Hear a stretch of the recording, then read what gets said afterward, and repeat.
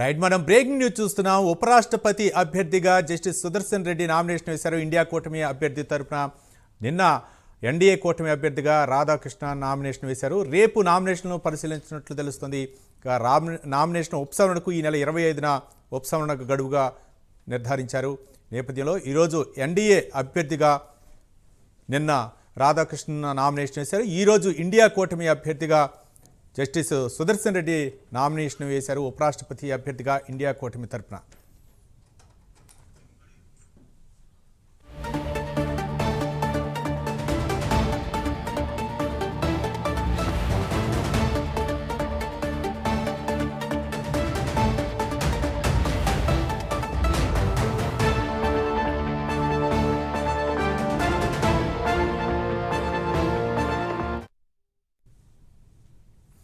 India కూటమి అభ్యర్థిగా justice Sudarshan Reddy nomination దాఖలు చేశారు. ఈ కార్యక్రమంలో ఏఐసీ చీఫ్ మల్లికార్జున ఖర్గే, సోనియా గాంధీ, రాహుల్ గాంధీలతో పాటు పలువురు కూటమి నేతలు పాల్గొన్నట్టు తెలుస్తుంది. మరోవైపు నిన్న ఎన్డీఏ అభ్యర్థి సిపి రాధాకృష్ణ నామినేషన్ వేశారు.